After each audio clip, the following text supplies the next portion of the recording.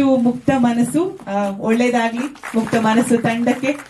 ಒಂದು ಸುಂದರವಾದ ಅಡಿಬರಹ ಇದೆ, ಕೇಳದೆ ನಿಮಗೀಗ ಅಂತ ಒಂದು ಪ್ರೇಮ ಕಥೆಯನ್ನ ನವ ಜೋಡಿ ಹೊತ್ತು ತರ್ತಿದ್ದಾರೆ.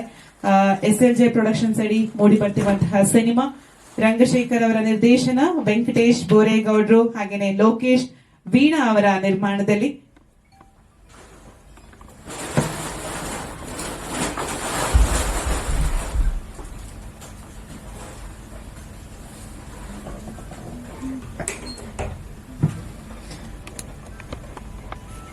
MRT ಮ್ಯೂಸಿಕ್ ಯೂಟ್ಯೂಬ್ ಚಾನೆಲ್ ಅಲ್ಲಿ ಚಿತ್ರದ ಹಾಡುಗಳು ಜೊತೆಗೆ ಇನ್ನು ಕಲಾವಿದರಿದ್ರು ಅವರ ಅಭಿನಯನ ಮತ್ತೆ ಅವರ ಅನುಭವಗಳನ್ನ ಹಂಚಿಕೊಳ್ಳೋದಕ್ಕೆ ಅವಕಾಶಗಳಿತ್ತು ಅಂತ ಅನ್ಸುತ್ತೆ. ಕೌರವ ವೆಂಕಟೇಶನ್ ಇವತ್ತಿನ ಫೈಟ್ ಮಾಸ್ಟರ್ ಅಲ್ಲ, ಜಬರ್ದಸ್ತ್ ಫೈಟ್ ಇದೆ. ಕಲಾವಿದರಲ್ಲಿ ಅಭಿನಯದ ಕೊರತೆ ನನಗೆ ಕಾಣಿಸ್ತಿಲ್ಲ. ಮನಸ ಕಾಯ ವಾಚ ಕೆಲಸ ಮಾಡಿದ್ದಾರೆ ಅಂತ ಅನ್ಸುತ್ತೆ. ಅನ್ನದಾತರ ದುಡ್ಡನ್ನ ಕಂಜೂಸ್ತನ ಮಾಡ್ದಂಗೆ ಖರ್ಚು ಮಾಡಿದ್ದಾರೆ ಅಂತ ಕಾಣಿಸುತ್ತೆ. ಗುಣಮಟ್ಟ ಅದು ಅಸಂಬಂಧಪಟ್ಟ ಕ್ವಾಲಿಟಿ ಅಂತ ಏನು ಅನ್ಕೋತೀವಿ. ಸಿನಿಮಾ ಅಥವಾ ಕಥೆ ಏನ್ ಕೇಳುತ್ತೆ ಅದನ್ನ ನೀಡಿದ್ದಾರೆ ನಿರ್ಮಾಪಕರು ಅಂತ ಅನ್ಸುತ್ತೆ ಸಿನಿಮಾ ನೋಡಿದ ಮೇಲೆ. ಇದೆಲ್ಲವನ್ನೂ ಕೂಡ ನಿರ್ದೇಶಕ ಸದ್ಬಳಕೆ ಮಾಡ್ಕೊಂಡಿದ್ದಾರೆ ಅಂತ ಸ್ಕ್ರೀನ್ ಮೇಲೆ ಕಾಣಿಸ್ತಿದೆ. ಇನ್ನ ಅವರ ಪ್ರಯತ್ನವೆಲ್ಲ ಮುಗಿದೋಗಿದೆ. ಅವ್ರ ಸೈಡ್ ಏನೆಲ್ಲ ಮಾಡ್ಬೋದು ಆ ಕೆಲಸ ಎಲ್ಲ ಮಾಡಿ ಮುಗಿಸಿದ್ದಾರೆ. ಅದು ಗುಣಮಟ್ಟದ ಕೆಲಸವಾಗಿ ಕಾಣುತ್ತೆ, ಅವ್ರ ಕ್ರಿಯಾಶೀಲತೆ ಕಾಣುತ್ತೆ. ಇನ್ನ ನಮ್ಮ ಮಾಧ್ಯಮದ ಜನ ಅದನ್ನ ಕನ್ನಡದ ಮನಸ್ಸುಗಳಿಗೆ ತಲುಪಿಸುವ ಕೆಲಸನ ನಾವು ಮಾಡಬೇಕು. ಅದಲ್ಲದೆ ಇಲ್ಲಿ ಅನೇಕರು ಹಸಿನ್ ರೀತಿ ಎಲ್ಲರೂ ಕೂಡ ಈಗ ಸಾಮಾಜಿಕ ಜಾಲತಾಣದಲ್ಲಿ ಸಕ್ರಿಯರಾಗಿರ್ತೀರಿ. ಅತಿ ಹೆಚ್ಚು ಚಾಲ್ತಿಲಿರ್ತಕ್ಕಂಥದ್ದು ಈಗ ಸದ್ಯಕ್ಕೆ ಅವೇ. ಯಾಕಂದ್ರೆ ಯಾರ ಮೇಲೆ ಟಿವಿ ಓಡ್ತಿದ್ರು ಕೂಡ ಟಿವಿ ನೋಡ್ತಾರೆ ಇಲ್ಲ ಗೊತ್ತಿಲ್ಲ, ಫೋನ್ ನೋಡ್ತಾ ಕೂತಿರ್ತೀವಿ. ಅದೆಲ್ಲ ರೀಲ್ಸ್ ಬರ್ತಿರುತ್ತೆ, ಅದೆಲ್ಲ ಕಾಮಿಡಿ ಬಿಟ್ಟು ಬರ್ತಿರುತ್ತೆ, ಯಾವುದೋ ಸಿನಿಮಾ ಸುದ್ದಿ ಬರ್ತಿರುತ್ತೆ, ಎಲ್ಲೋ ರಾಜಕೀಯ ಸುದ್ದಿ ಬರ್ತಿರುತ್ತೆ. ಹಾಗೆ ತಮ್ಮ ಅನಿಸಿಕೆಯನ್ನ ತಮ್ಮ ವಾಲ್ನಲ್ಲಿ ಬರ್ಕೊಂಡ್ರೆ ಬಹುಶಃ ಅದು ನಿಮ್ಮಲ್ಲಿ ಕಡಿಮೆ ಒಂದು 5,000 ಜನ 6,000 ಜನ ಸದಸ್ಯರಿರ್ತಾರೆ. ಅವರು ತಲುಪುವ ಮೂಲಕ, ಅವರ ಮೆಚ್ಚುಗೆ ಹಾಕುವ ಮೂಲಕ ಲಕ್ಷಾಂತರ ಜನಕ್ಕೆ ತಲುಪುವ ಅವಕಾಶಗಳಿದೆ. ಅದು ಸದ್ಬಳಕೆ ಆಗಬೇಕು. ಯಾಕೆಂತಂದ್ರೆ ಈ ಕನ್ನಡ ಸಿನಿಮಾಗಳಿಗೆ, ಕನ್ನಡ ಸಿನಿಮಾ ಅಂತಲ್ಲ, ಈ ದೇಶದ ಎಲ್ಲಾ ಸಿನಿಮಾಗಳು ಕೂಡ ಇವಾಗ ಪ್ರೇಕ್ಷಕರನ್ನ ಕಳ್ಕೊತಿದ್ದೀವಿ. ಅದು ಯಾಕೆ ಅಂತ ಗೊತ್ತಾಗ್ತಿಲ್ಲ. ವರ್ಷದಲ್ಲಿ 2 ಸಿನಿಮಾ ಅಥವಾ 3 ಸಿನಿಮಾ ಗಳಿಸಿದ್ರೆ ಅತಿ ಹೆಚ್ಚು ಪುಣ್ಯ ಮಾಡಿದೀವಿ ಅಂತ ಅನ್ಸುತ್ತೆ. ಇನ್ನು ಬರುವ ಬಹುತೇಕ ಸಿನಿಮಾಗಳು ಸೋಲ್ತಿದ್ದಾವೆ. ಸೋತರವೆಲ್ಲವೂ ಕೆಟ್ಟ ಸಿನಿಮಾಗಳು ಅಂತಲೂ ನಾನು ಹೇಳಲ್ಲ, ಅಥವಾ ಗೆದ್ರ ಎಲ್ಲಾ ಸಿನಿಮಾಗಳು ಒಳ್ಳೆ ಸಿನಿಮಾಗಳು ಅಂತಲೂ ನಾನು ಹೇಳಲ್ಲ. ಯಾವುದೇ ಕಾರಣಕ್ಕೆ ಗೆದ್ದಿರ್ತಾವೆ ಅಷ್ಟೇ ಗೆದ್ರ ಸಿನಿಮಾ. ಸೋತಿರೋ ಸಿನಿಮಾ ಯಾವುದೋ ಕಾರಣಕ್ಕೆ ಸೋತಿರುತ್ತೆ. ಅದನ್ನ ನಿರ್ಮಾಪಕರು ಸರಿಯಾಗಿ ರೀಚ್ ಮಾಡಕ್ಕಾಗದೆ ಇರ್ಬೋದು, ಜನಕ್ಕೆ ತಲುಪಿಸಕ್ಕಾಗ ಸೋತಿರ್ಬೋದು, ಅಥವಾ ಅವರ ಆರ್ಥಿಕ ಮುಗ್ಗಟ್ಟಿರ್ಬೋದು, ಅಥವಾ ಬೇರೆ ಬೇರೆ ಈ ತರದ ಅನೇಕ ಆಯಾಮಗಳಲ್ಲಿ ಸಿನಿಮಾ ಸೋತಿರ್ಬೋದು. ಸಿನಿಮಾ ಸೋಲ್ತು ಅಂದ ತಕ್ಷಣ ಅದಕ್ಕೇನು ಕೆಟ್ಟ ಸಿನಿಮಾಗಳಲ್ಲ. ಈಗ ಗೆದ್ರ ಸಿನಿಮಾ ಎಲ್ಲವೂ ಕೂಡ ಒಳ್ಳೆ ಸಿನಿಮಾಗಳೇನು ಆಗಿರಲ್ಲ. ಅದು ಗೆಲ್ತು, ಚೆನ್ನಾಗಿತ್ತು, ಓಡ್ತು ಅನ್ನೋದು ಬೇರೆ, ಚೆನ್ನಾಗಿದ್ದು ಸೋಲ್ತು ಅನ್ನೋದು ನೋವು ಬೇರೆ. ಇಂಥವೆಲ್ಲವೂ ಇರ್ತವೆ. ಮಾಧ್ಯಮದ ನನ್ನ ಪ್ರತಿನಿಧಿಗಳು ದಯವಿಟ್ಟು ಕನ್ನಡದ ಸಿನಿಮಾಗಳು ಮುಂಚೆದಲ್ಲೂ ಕೆಲಸ ಮಾಡ್ತಿದ್ದೀರಿ, ಅವನ್ನ ಪ್ರಮೋಟ್ ಮಾಡೋ ಮೂಲಕ, ಅದು ಹೊಸಬರಗಳನ್ನಂತೂ ಪ್ರೋತ್ಸಾಹಿಸುವ ಮೂಲಕ ಕೆಲಸ ಮಾಡ್ತಾನೆ ಬಂದಿದ್ದೀರಿ. ಆ ಕಾಯಕ ಈಗಲೂ ಮುಂದುವರಿಲಿ. ಬಹುಶಃ ಈ ಸಿನಿಮಾದಲ್ಲಿ ಏನೂ ಕೊರತಿಲ್ಲ ಅಂತ ಅನ್ಸುತ್ತೆ ನನಗೆ. ಅದನ್ನು ನೋಡಿದ ಮೇಲೆ ಅದು ಜನಕ್ಕೆ ಮುಟ್ಟಿಸುವ ಕೆಲಸ ಆಗಲಿ. ಪ್ರೇಮ ಕಥೆ ಉಳ್ಳ ಒಂದು ಸಿನಿಮಾ, ಮುಕ್ತ ಮನಸ್ಸು ಅಂದ್ರೆ ಪ್ರೇಮಿಗಳಿಗಾಗ್ಲಿ ಯಾರಾಗ್ಲಿ ಮುಕ್ತವಾಗಿ ಅವರಲ್ಲಿ ಯಾವುದೇ ತರಹದ ಕಲ್ಮಶವಿಲ್ಲದಂತ ಪ್ರೀತಿ ಹೇಗೆ ಕೊನೆ ತನಕ ಉಳ್ಕೋತದೆ, ಹೇಗಿರ್ತದೆ ಅನ್ನೋ ಒಂದು ನಡೆಯುವಂತ ಕಥೆ. ಇಲ್ಲೊಬ್ಬ ಆಟೋ ಡ್ರೈವರ್ ಇರ್ತಾನೆ, ಅದ್ರ ಜೊತೆಲಿ ಇವರೆಲ್ಲ ಕ್ಯಾರಿ ಮಾಡ್ತಾ ಇರ್ತಾರೆ. ಆಗ ಹೀರೋಯಿನ್ ಸಹ ಊರ ಹಳ್ಳಿಯಿಂದ ಪೇಟೆಗೆ ಓದಕ್ಕೆ ಹೋಗ್ತಾ ಇರ್ಬೇಕಾದ್ರೆ ಇಬ್ಬರಿಗೂ ಪ್ರೀತಿ ಹುಟ್ಕೋತದೆ. ಹುಟ್ಟಾದ್ಮೇಲೆ ಅವರು ಕೊನೆ ತನಕ ಮನೇಲಿ ವಿರೋಧ ಆಯ್ತದ, ಏನಾಗ್ತೋ, ಯಾವ ತರ ಆಯ್ತೋ ಅನ್ನೋದು ಕೊನೆಗೆ ಈ ಮುಕ್ತ ಮನಸ್ಸುಗಳು ಜೋಡಿ ಹಾಕ್ತಾವ ಅನ್ನೋದು ಕೊನೆ ಕುತೂಹಲದ ತಿಳಿಸುವಂತ ಒಂದು ಕತೆ ತಗೊಂಡು ಹೋಗ್ತಾ ಇದ್ವಿ. ಈ ಹಾಡುಗಳು ಸಾಹಿತ್ಯವನ್ನು ನಾವೇ ಬರೆದ್ವಿ. ಯಾಕೆ ಮುನಿಮನ್ ಸರ್ ಒಳ್ಳೆ ಮೆಸಿ ಸಂಗೀತ ಕೊಟ್ಟಿದ್ದಾರೆ. ನಮ್ಮ ಕೌರಂಟೇಶ್ ಸರ್ ಒಳ್ಳೆ ಸಾಹಸ ಮಾಡಿಕೊಟ್ರು.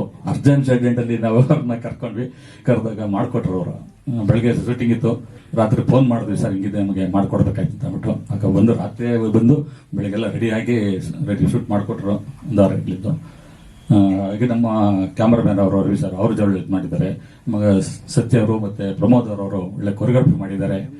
ನಮ್ಮ ಇದಕ್ಕೆಲ್ಲ ಕಾರಣ ನಮ್ಮ ಪ್ರೊಡ್ಯೂಸರ್ಸ್ ಅವರು ವೆಂಕಟೇಶ್ ಅವರು, ಬೋರೇಗೌಡರು, ಲೋಕೇಶ್ ಅವರು ಎಲ್ಲರೂ ಸಹಕಾರ ಮಾಡಿ ನಾವು ಬೇಕು ಅಂದಾಗ ಅದು ನಾವು ಕಡಿಮೆ ಬಂಡವಾಳದಲ್ಲಿ ಲೋ ಬಜೆಟ್ ಮಾಡಬೇಕು ಅಂತ ಹೊರಟ್ವಿ. ಅದು ಬೇರೆ ಬೇರೆ ಬೇರೆ ತರ ಹೋಗಿ ಒಂದು ಹಂತಕ್ಕೆ ತಲುಪ್ತು.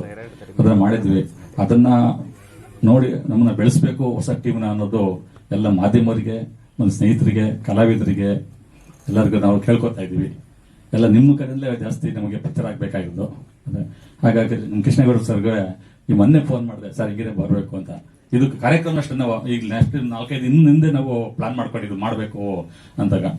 ಹಾಗಾಗಿ ಗೌಡ್ ಫೋನ್ ಮಾಡಿದ್ವಿ, ಸರ್ ಅವ್ರು ಇಲ್ಲೆಲ್ಲ ಇದ್ರು, ಕಷ್ಟಪಟ್ಟು ಎಲ್ಲೋ ಇದ್ರು, ಇವತ್ತು ಮಡಿವಾಳದಲ್ಲಿದ್ರು, ಅದನ್ನ ಬರಲೇಬೇಕು ಅಂತ ಕರೆಸ್ತೀವಿ. ಬಂದಿದ್ದಾರೆ. ಒಂದು ನಮಗೆ ಕಾರ್ಯಕ್ರಮನ ಉದ್ಘಾಟನೆ ಮಾಡಿ ಇವತ್ತು ನಮಗೆ ಪ್ರೋತ್ಸಾಹ ಮಾಡಿ ನಮಗೆ ಸಹಾಯ ನೀಡಿದ್ದಾರೆ. ಅವ್ರಿಗೆ ಧನ್ಯವಾದ ಮಾಡ್ತಾ ಎಲ್ಲರಿಗೂ ನನ್ನ ಪ್ರಾಣವಳ್ಳಿ ಈ ಸಿನಿಮಾ ನೋಡಿ ಸಕ್ಸಸ್ ಮಾಡಿ ಅನ್ನೋದನ್ನು ಕೇಳ್ಕೊತಾ ಇದ್ದೀನಿ. ಅಲ್ಲಿ ಸಕ್ರಿಯವಾಗಿ 25 ವರ್ಷಗಳ ಕಾಲ ನಾನು ಅವರ ಕೆಲಸ ಮಾಡ್ತೇನೆ. ಇವತ್ತು ಅವ್ರದ್ದು ವಿಶ್ವರಂಗ ಭೂಮಿಯ 5 ದಿನಗಳ ಕಾಲ ಕಾರ್ಯಕ್ರಮ ನಡೀತಾ ಇದೆ. ಅಲ್ಲಿ ಹೋಗಕ್ಕಾಗಿಲ್ಲ ನಾನು ಈ ಕೆಲಸದ ಹಾಗೆ ನಮ್ಮ ತಂಡದ ನಡೀತಾ ಇದೆ ಅಲ್ಲಿ ಅನ್ಬಾರ್ದು ನಾನು. ಅದಾದ್ಮೇಲೆ ನಾನು DFT ಮುಗಿಸಿದೆ, doctor Rajkumar film institute Mysuru. ಅಲ್ಲಿ ನಾನು 2 ವರ್ಷಗಳ ಕಾಲ DFT ಅನ್ನು ಮುಗಿಸಿ ನಂತರ ನಾನು ಸುಮಾರು ವರ್ಷಗಳ ಸಣ್ಣ ಸಣ್ಣ ಇದು ಶಾರ್ಟ್ ಮೂವಿಗಳು ಅದು ಮಾಡ್ತಾ ಇದೆ. ಈಗ ನಾನು ಮೊಟ್ಟ ಮೊದಲ ಬಾರಿಗೆ ಇದನ್ನ ಮಾಡಿದ್ದೀನಿ. ನಾನು ನಾಟಕನಾಗಿ, ನಾಟಕ ನಿರ್ದೇಶಕನಾಗಿ 15ಕ್ಕೂ ಹೆಚ್ಚು ನಾಟಕಗಳನ್ನ ಬರೆದಿದ್ದೀನಿ. ಎಲ್ಲ ಲೈಬ್ರರಿಲೆಲ್ಲ ಇದೆ. ಆ ಒಂದು ಅಡಿಪಾಯದಿಂದ ಇವತ್ತು ನಾನು ಸಿನಿಮಾ ಮಾಡೋಕ್ಕೆ ಸಾಧ್ಯ ಆಯಿತು. ನಿರ್ಮಾಪಕರು, ನಿರ್ದೇಶಕರು ಫಸ್ಟ್ ಫೋನ್ ಮಾಡಿದ್ರು. ಸೊ ನಾಡಿ ಶೂಟ್ ಇಟ್ಕೊಂಡು ನೈಟ್ ನಾನು ಶೂಟಲ್ಲಿದ್ದೆ. ನೈಟ್ ಶೂಟಿಂಗ್, ನಾಳೆ ಶೂಟಿಂಗ್ ಮುಗಿಸ್ಕೊಂಡು ಬಂದ್ಬಿಡಿ ಸರ್, ಶೂಟ್ ಮಾಡಂದ್ರು. ಹೋಗಿದ್ದೆ, ಬಜೆಟ್ ಹೇಳಿದೆ. ಸರ್ ನಮ್ದು ಚಿಕ್ಕ ಸಿನಿಮಾ ಮಾಡ್ತಾ ಇದ್ದೀವಿ ಸರ್, ಅಷ್ಟೊಂದು ಬಜೆಟ್ ಇಲ್ಲ, ಸೊ ನಮ್ಗೆ ಸಹಕಾರ ಮಾಡಿ ಅಂದ್ರು. ನಾನೇ ಸರ್ ಬಜೆಟ್ ಅನ್ನೋಲ್ಲ ಸರ್, ಸಿನಿಮಾ ಚೆನ್ನಾಗಿ ಬರಬೇಕು ಅಂದ್ರೆ ಸೊ ನಾವು ಅದಕ್ಕೆ ಬಜೆಟ್ ಹಾಕೊಂಡೆ ಸಿನಿಮಾ ಮಾಡಬೇಕು. ಸುಮ್ಮನೆ ಏನೋ ಮಾಡ್ತೀವಿ, ಬರ್ತೀವಿ, ಟೈಮ್ ಪಾಸ್ಗೆ ಫೈಟ್ ಮಾಡೋಗ್ತೀನಿ ನಾನು. ಹಂಗೆ ತುಂಬ ಜನ ಬರ್ತಾರೆ, ಬಟ್ ತುಂಬ ಚೆನ್ನಾಗಿ ನೀಟಾಗಿ ಮಾಡಬೇಕು ಅಂದಾಗ ಹಿಂಗೆಲ್ಲ ಖರ್ಚು ಸರ್ ಸೆಟ್ ಹಾಕಬೇಕು ಅಂತ ಹೇಳಿ ಅಲ್ಲಿ ಮೈಸೂರಲ್ಲಿ ದೇವಸ್ಥಾನ ಹತ್ರ ಒಂದು ಸೆಟ್ ಹಾಕಿದ್ರು.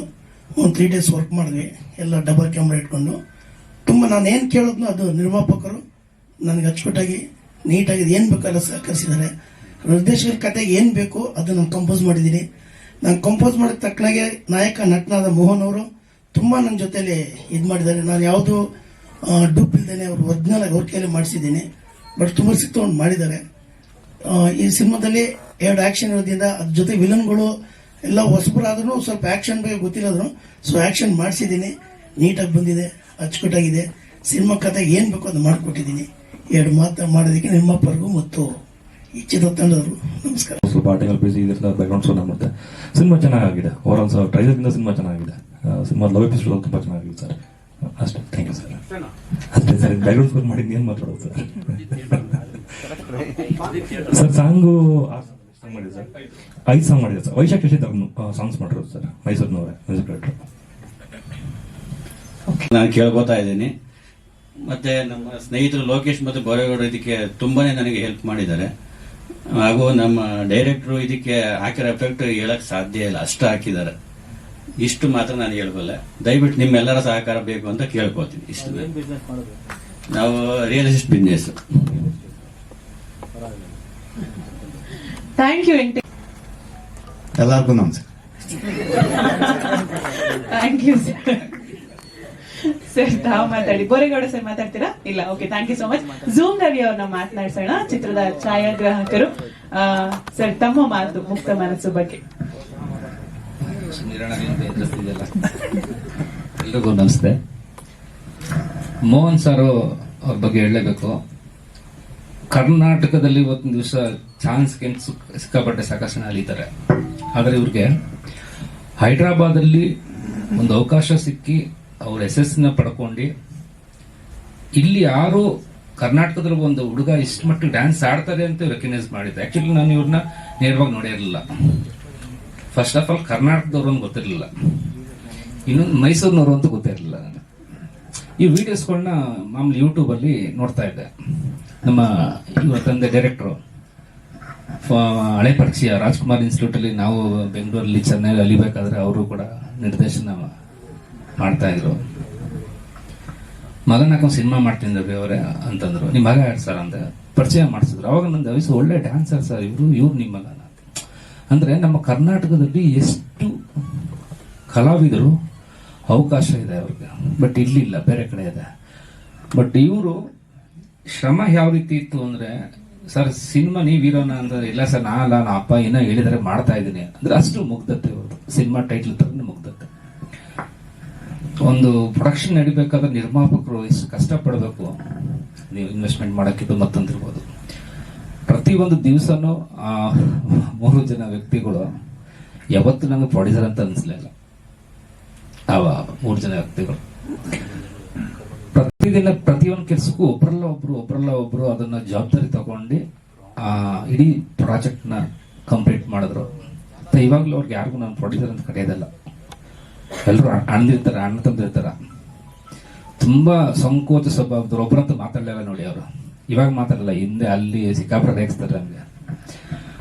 ಅಂದ್ರೆ ಏನೂ ಗೊತ್ತಿಲ್ಲದಿರೋ ಸಿನಿಮಾ ಮಾಡ್ತಿದ್ದಾರೆ ಅಂದ್ರೆ, ನಮ್ಮ ಕನ್ನಡ ಇಂಡಸ್ಟ್ರಿ ಅವರು ರಿಕ್ವೆಸ್ಟ್ ಮಾಡ್ತೀವಿ ಅಂದ್ರೆ, ಥಿಯೇಟರ್ಗೆ ಜನ ಬರಬೇಕು ಅಂದ್ರೆ ಒಳ್ಳೆ ಸಿನಿಮಾ ಆಗಿರ್ಬೇಕು. ಕೃಷ್ಣೇಗೌಡರು ಹೇಳಿದ್ರು, ಒಳ್ಳೆ ಸಿನಿಮಾಗಳು ಒಂದೊಂದು ರೀತಿಲಿ ಹೊಂಟೋಗ್ತದೆ ಅಂತ. ಇದು ಒಳ್ಳೆ ಸಿನಿಮಾ, ಜನ ಬರ್ಲಿಕ್ಕೆ ಏನು ಪ್ರಯತ್ನ ಮಾಡಬೇಕು 100% ನಮ್ಮ ತಂಡದಿಂದ ಮಾಡ್ತಾ ಇದೀವಿ.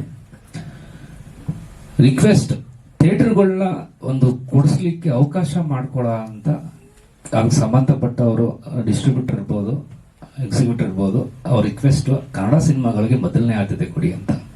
ಮೋಕ್ಷ ಅವ್ರು ಬರ್ತಿದ್ದಂಗೆ ಎದುರಿಸಿದ್ರು, 5 ಸಿನಿಮಾ ಇದೆ ಅಣ್ಣ, ಯಾಕಣ ಬರಕ್ ಹೋದ್ರಿ ನೀವು ಅಂತ ಅಂದ್ಬಿಟ್ಟು. ಹಣ ಸುಮ್ಮನೆ ಅವ್ರ ಪಾಪ ಹೊಸಬ್ರು ಕೇಳಿಸ್ಬಿಟ್ಟಾರು ಅಂತಿದ್ದೆ.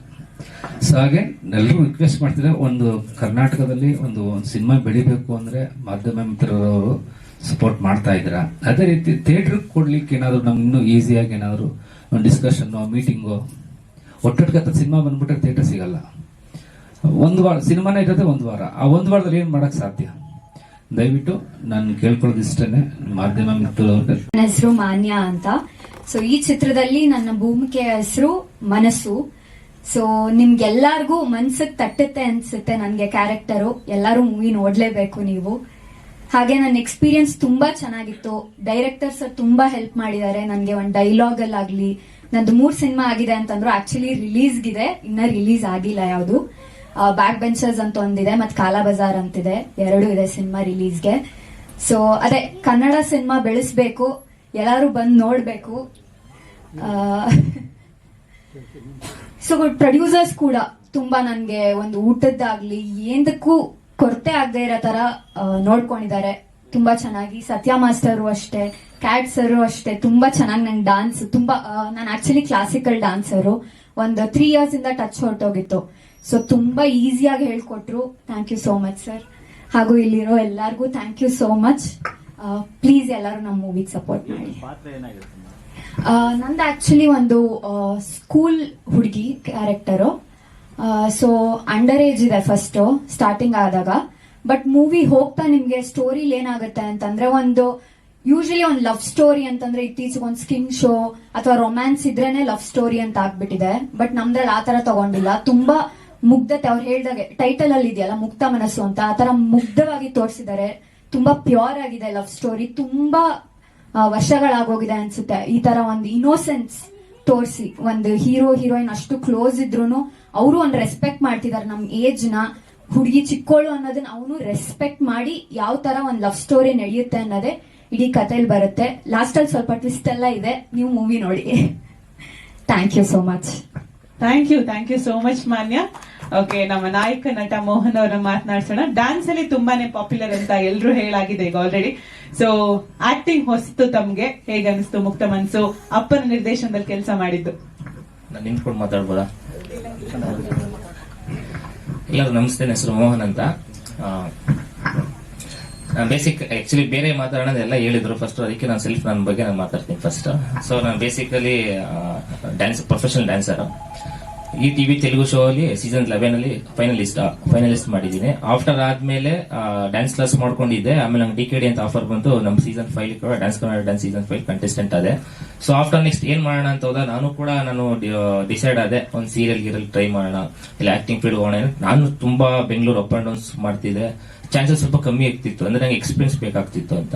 ಸೊ ಇವರೆಲ್ಲ ಈ ತರ ಪ್ಲಾನ್ ಮಾಡ್ತಿದ್ದಾರೆ ಅಂತ ನನ್ಗೆ ಗೊತ್ತಿರಲಿಲ್ಲ ಬಿಫೋರ್. ಅಂದ್ರೆ ಇದ್ದಾರೆ ಅಂತ ಗೊತ್ತು, ಸೊ ನನ್ನ ಯಾಕೆ ಮಾಡ್ತಾರೆ ಅಂತ ಗೊತ್ತಿಲ್ಲ. ಶೂಟಿಂಗ್ ಮುಹೂರ್ತಾಗ ಹೋಗ್ಬೇಕಾಯ್ತು, ಹೋದೆ. ನನಗೂ ಕೂಡ ಟ್ವಿಸ್ಟ್ ಆಗಿ ಹೇಳಿದ್ರು ನೀನೇ ಹಿಂಗ್ ಮಾಡ್ಬಿಡು ಅಂತ. ನನಗೆ ಆತರ ಎಕ್ಸ್ಪೀರಿಯನ್ಸ್ ಇಲ್ಲಕ್ಕೆ ಕಲಿಬೇಕು ಅಂತ, ನನಗೆ ತುಂಬಾ ಕಲಿಬೇಕು. ಬೇರೆ ಬೇರೆ ರೀತಿ ನಾನಾ ರೀತಿ ಎಲ್ಲ ತರ ಆಕ್ಟಿಂಗ್ ತುಂಬಾ ಜನ ಈಗ ಇದಾರೆ ಚಾನ್ಸಸ್ಗೋಸ್ಕರ, ಬ್ಯಾಡ್ ಅನ್ಸಿತ್ತು. ಆಮೇಲೆ ಪ್ರೊಡ್ಯೂಸರ್ಸ್ ಎಲ್ಲ, ಫಸ್ಟ್ ಆಫ್ ಆಲ್ 3 ಜನ ಪ್ರೊಡ್ಯೂಸರ್ಗೂ ನಾನು ಥ್ಯಾಂಕ್ಸ್ ಹೇಳ್ಬೇಕು. ನನಗಂದು ತುಂಬಾನೇ ಸಪೋರ್ಟ್ ಮಾಡಿದ್ದಾರೆ, ನಿಂಕೆಲ್ಲ ಆಗುತ್ತೆ ಮಾಡು, ನಿಂಕೆಲ್ಲ ಆಗುತ್ತೆ ಮಾಡು ಅಂತ. ನನಗೆ ಗೊತ್ತಿಲ್ಲ ಈ ತರ ಎಲ್ಲ ಆಗುತ್ತಾ ನನ್ನಲ್ಲಿ ಇದೆಯಾ ಒಳಗಡೆ ಅಂತ ಗೊತ್ತಿಲ್ಲ. ತುಂಬಾ ಎಲ್ಲ ನೀಟಾಗಿ ನನಗೆ ಆಚೆ ತಗ್ಸೋರೆಲ್ಲ. ಫೈಟ್ ಮಾಸ್ಟರ್ ಕೂಡ ಸರ್, ನಾನು ಕೇಳ್ತಿದ್ದೆ ಸರ್ ಇನ್ನೂ ಏನಾರು ಮಾಡೋಣ ಅಂತ. ಸರ್ ಕೂಡ ಖುಷಿ ಆದ್ರು. ಸರ್ಗೂ ಕೂಡ ಥ್ಯಾಂಕ್ಸ್ ಹೇಳಕ್ ಇಷ್ಟಪಡ್ತೀನಿ. ಮತ್ತೆ ನಮ್ ಬ್ರದರ್ಸ್ ಇಬ್ರು ಕೂಡ ನಾನು ಕಷ್ಟಪಡ್ತಾ ಇನ್ನೂ ನಮ್ಮ ಜೊತೆ ಹಿಂಗೆ ಬ್ಯಾಕ್ ಗ್ರೌಂಡ್ ಆಗಿದ್ದಾರೆ. ಸೊ ಅವರು ಕೂಡ ಥ್ಯಾಂಕ್ಸ್ ಹೇಳಕ್ ಇಷ್ಟಪಡ್ತೀನಿ. ಮತ್ತೆ ಇನ್ನೊಂದು ಎಲ್ಲ ಹೇಳ್ತಾರೆ ಅಷ್ಟೇ, ನನ್ ಡ್ರೀಮ್ಗಿಂತ ಹೆಚ್ಚಾಗಿ ನಮ್ಮ ಅಪ್ಪುದೇ ಡ್ರೀಮ್. ಯಾಕೆಂದ್ರೆ ಅವರು ಚಿಕ್ಕೂರಿಂದನೂ ಏನೋ ಮಾಡಬೇಕು ಅಂತ ಬಂದ್ರು, ಥಿಯೇಟರ್ಗೆ ಹೋದ್ರು, ಡ್ರಾಮಾ ಮಾಡಿದ್ರು, DFT ಮಾಡಿದ್ರು, ಕತೆ ಎಲ್ಲ ಬರೋದ್ರು, ಬುಕ್ ಲೈಬ್ರರಿಗೆಲ್ಲ ಇದೆ. ನಮ್ಮನೆ ಫುಲ್ ಬುಕ್ಸೇ ಇದೆ ನಮ್ಮನೇಲಿ. ನನ್ಗಂತೂ ಅಂತ ಟ್ಯಾಲೆಂಟ್ ಇಲ್ಲ. ನಮ್ಮ ಅಪ್ಪಂಗೆ ಆಕ್ಚುಲಿ ನನ್ ಡ್ರೀಮ್ಗಿಂತ ಹೆಚ್ಚಾಗಿ ನಮ್ಮ ಅಪ್ಪನ ಡ್ರೀಮ್ ಇತ್ತು.